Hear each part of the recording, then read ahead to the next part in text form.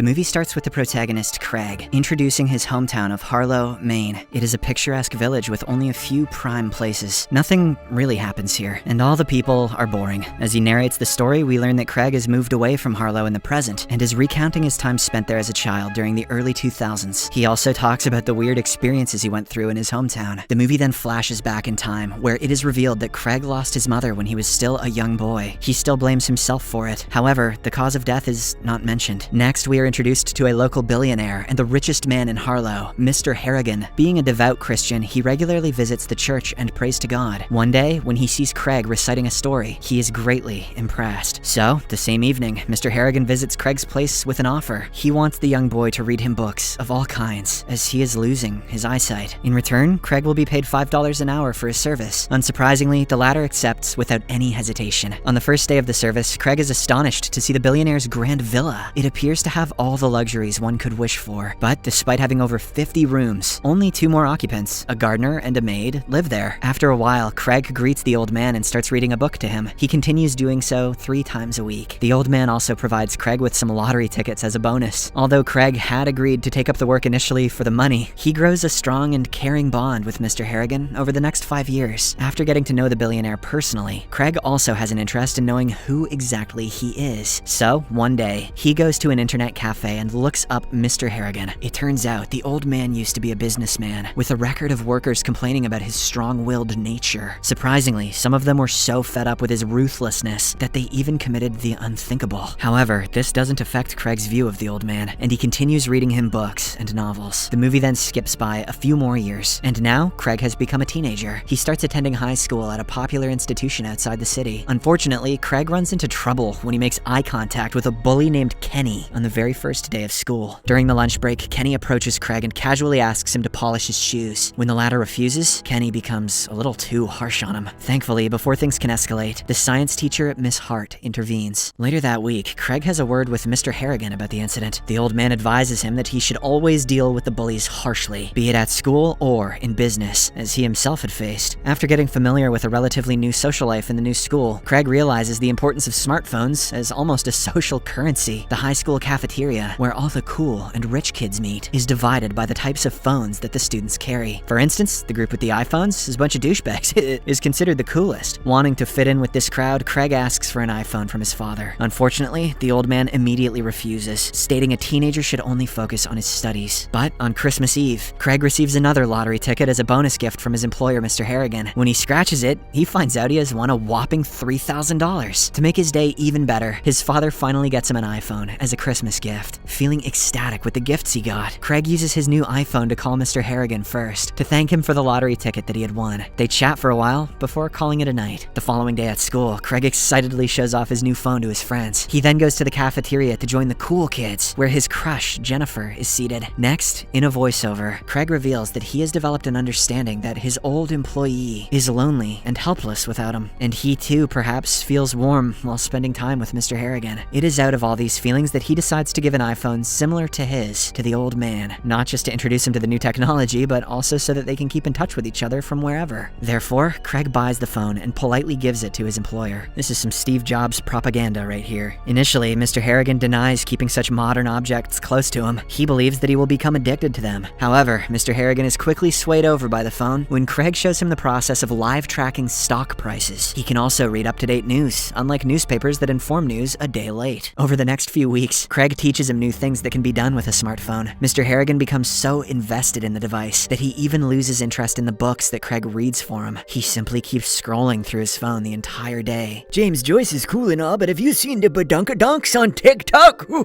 As days pass, we see Mr. Harrigan getting caught up with diseases, as he has to wear oxygen masks at night. Unfortunately, tragedy soon strikes, as one morning, when Craig visits the huge house as part of his routine, he finds Mr. Harrigan lying dead from his old age-related sickness. Since the 2 housekeepers are on leave, he panics and calls his dad, and the latter advises him to stand by until help arrives. Till then, Craig, with tears in his eyes, reads a book for his close friend one last time. Cut to the next scene. Craig, his father, and a few community people gather together for Mr. Harrigan's funeral. The teenager is devastated after losing his companion, but he still manages to read some of his favorite books. He then decides to secretly put Mr. Harrigan's phone inside the corpse's clothes before it is buried. Soon after the funeral, Craig and his father are approached by Mr. Harrigan's personal finance manager. They learn that the old man has left Craig a large sum of $800,000 in his will to help him with the cost of higher studies. Overwhelmed by such a grand fortune, and also out of genuine love and respect for the deceased man, Craig leaves a voicemail on Mr. Harrigan's phone. He admits that he would give up the entire sum if he could just have his old friend back. Craig also leaves a text message mentioning how he misses the time they spent together. This is when things start to get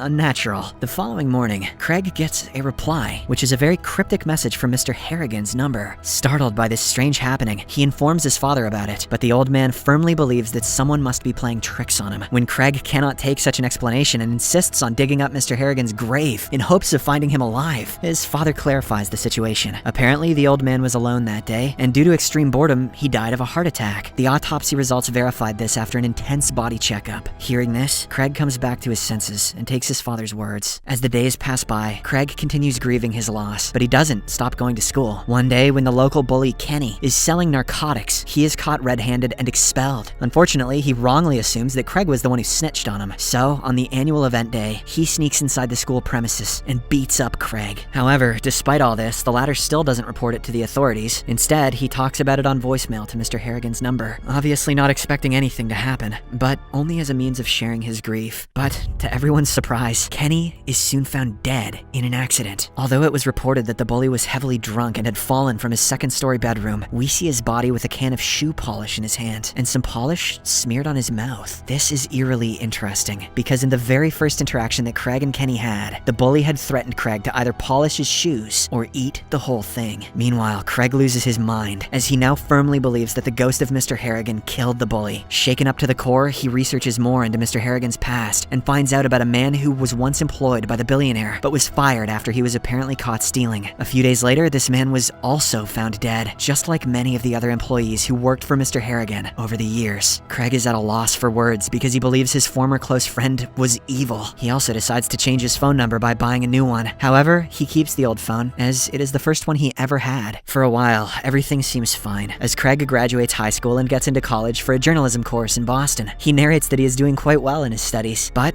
suddenly, his father calls him one day to give him another shocking and sad bit of news. It turns out that his high school science teacher, Miss Hart, was tragically killed in an accident. During his high school days, Craig had grown close to the teacher, as she was the only one who gave him support and company during his times of trouble. Craig then returns to his hometown and learns that Dean Whitmore, the man charged in this accident, had been drinking and driving. He was also previously arrested for drunk driving. Although Craig and the other students want Dean to be punished for his reckless behavior, the court lets him off the hook by simply ordering him to go to rehab for 6 months. Enraged that justice was not served, Craig decides to take matters into his own hands. He recalls the unusual supernatural power he possesses, and without wasting any time, he leaves a voicemail to Mr. Harrigan's number, requesting the murder of Dean Whitmore. The very next day, Craig feels bad about his actions and hopes that no one gets hurt. He also keeps checking the internet to see if Dean is alive. Unfortunately, his worst fears come true, as Dean is discovered dead in the shower of the rehabilitation facility where he was staying. Now that he is completely aware of what is taking place, Craig freaks out even more. He also begins to comprehend that he is technically to blame for the murders of 2 people, Dean and the bully Kenny. Craig just watched Death Note and he's freaking out. After coming to this revelation, Craig visits Mr. Harrigan's home and starts searching for any clues that appear supernatural. He doesn't find much in the room, but when he opens a secret closet, he discovers old pictures of Mr. Harrigan. Craig had always questioned Mr. Harrigan's decision to hire him over some of the other boys, some of whom were better readers for the position. Now he has finally got his answer. Just like him, Mr. Harrigan also lost his mother at a very young age, and this is why he preferred Craig over the others. In the next scene, Craig visits the graveyard and starts talking to Mr. Harrigan's grave. He claims that he now understands the cryptic texts he had received from the old man's number. It actually meant Mr. Harrigan was asking Craig to stop contacting him. The main reason for this, according to Craig, is either that Mr. Harrigan was being hurt by these reach-outs because he was unable to rest peacefully, or that he did not want Craig to get hurt because the young boy was actually entering a mental state of anger and retaliation. After the visit to the grave, his his old phone, the last means of communication between him and Mr. Harrigan, is finally thrown into the lake. This puts an end to their paranormal discussions for good. Craig also wants to get rid of his existing phone, but is unable to do so because cell phones have become such an integral part of modern life. What a moral. The movie ends with another narrated background, where Craig expresses his desire to be buried with empty pockets after his death, precisely meaning that he doesn't want anything, especially mobile phones.